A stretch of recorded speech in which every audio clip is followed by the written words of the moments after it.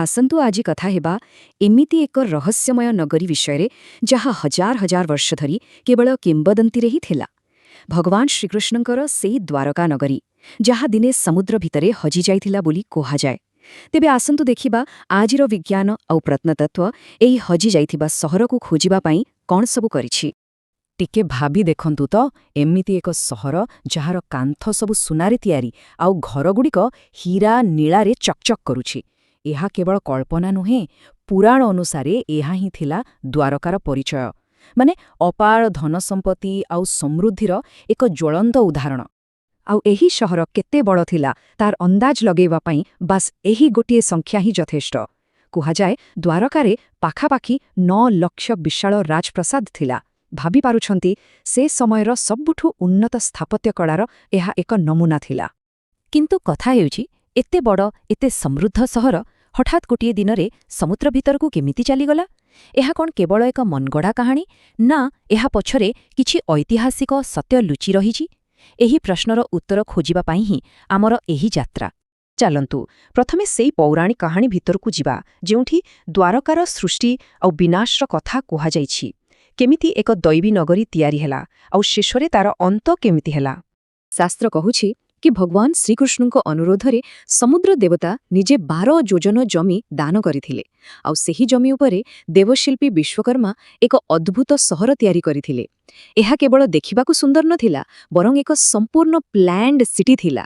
ଏଠି ଉନ୍ନତ ବନ୍ଦର, ଜଳସେଚନର ବ୍ୟବସ୍ଥା ଆଉ ସିଧାସଳଖ ରାସ୍ତା ଥିଲା, ଯାହା ସେହି ଯୁଗ ପାଇଁ ଏକ ଆଶ୍ଚର୍ଯ୍ୟ ହିଁ ଥିଲା। ହେଲେ ଏତେ ସୁନ୍ଦର ସହରର ଭାଗ୍ୟରେ ଲେଖାଥିଲା ବିନାଶ, ଆଉ ଏହାର କାରଣ ଥିଲା 2ଟି ଶକ୍ତିଶାଳୀ ଅଭିଶାପ। ପ୍ରଥମେ ଗାନ୍ଧାରୀଙ୍କର ଅଭିଶାପ, ଆଉ ତାପରେ ଋଷିମାନଙ୍କର ଅଭିଶାପ।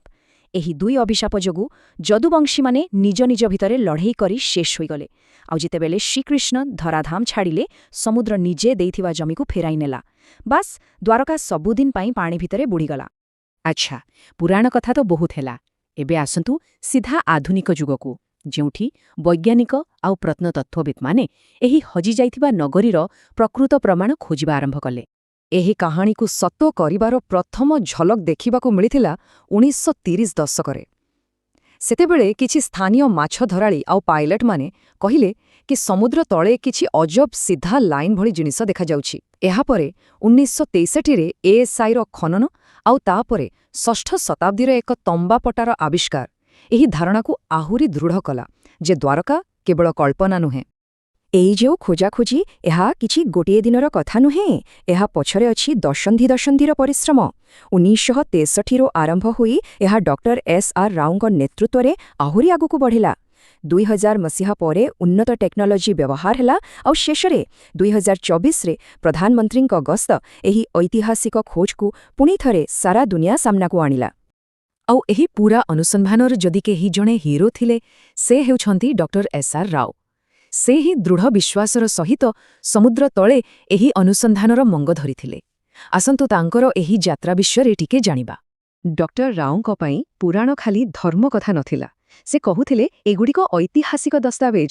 ଏଇ ଗୋଟିଏ କଥା ହିଁ ସ୍ପଷ୍ଟ କରିଦିଏ ଯେ ସେ ଏହି ପ୍ରାଚୀନ ଗ୍ରନ୍ଥଗୁଡ଼ିକୁ ଇତିହାସର ଏକ ଉତ୍ସ ଭାବେ ଦେଖୁଥିଲେ, ଆଉ ଏହି ଦୃଷ୍ଟିକୋଣ ହିଁ ତାଙ୍କୁ ସମୁଦ୍ର ଭିତରେ ସତ ଖୋଜିବାକୁ ପ୍ରେରଣା ଦେଇଥିଲା।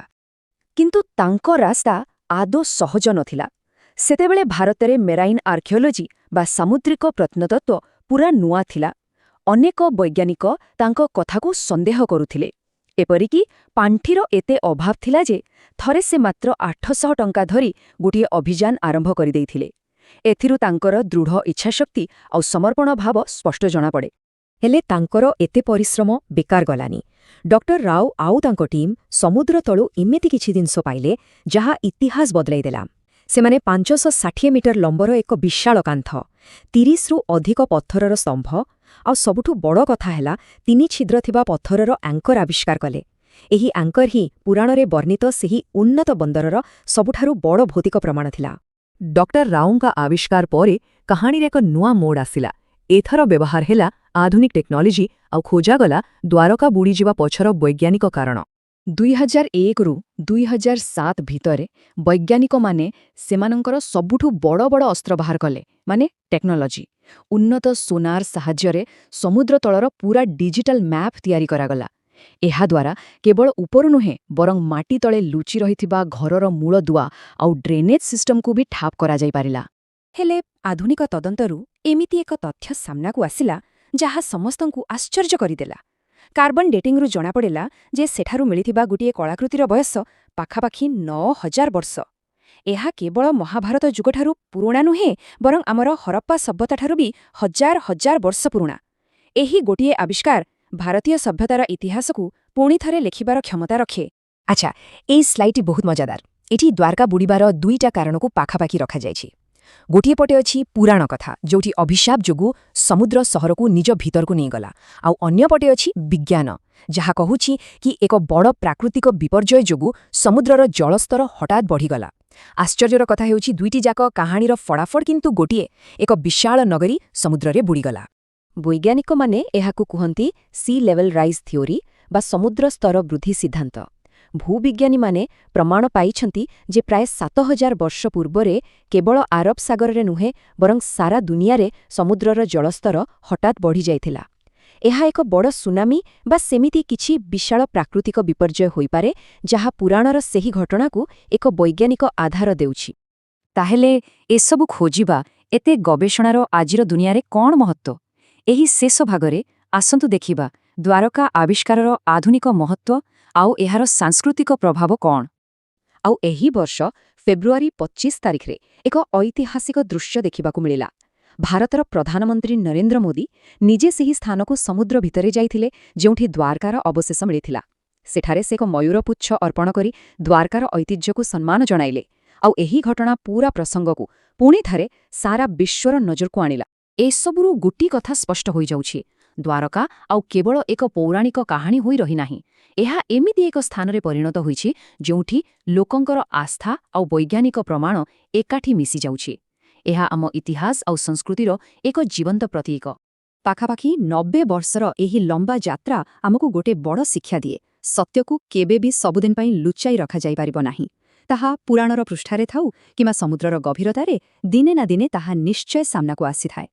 ଏହି କାହାଣୀ ଶେଷରେ ମନରେ ଗୋଟିଏ ପ୍ରଶ୍ନ ଆସୁଛି, ଯଦି ଦ୍ୱାରକା ଭଳି ଏକ କିମ୍ବଦନ୍ତୀ ବାସ୍ତବ ହୋଇପାରେ, ତେବେ ଆମ ଇତିହାସ ଓ ପୁରାଣରେ ଥିବା ଆଉ କେଉଁ କାହାଣୀଗୁଡ଼ିକ କେବଳ କଳ୍ପନା ନ ହୋଇ ଏକ ହଜିଯାଇଥିବା ସତ୍ୟ ହୋଇପାରେ?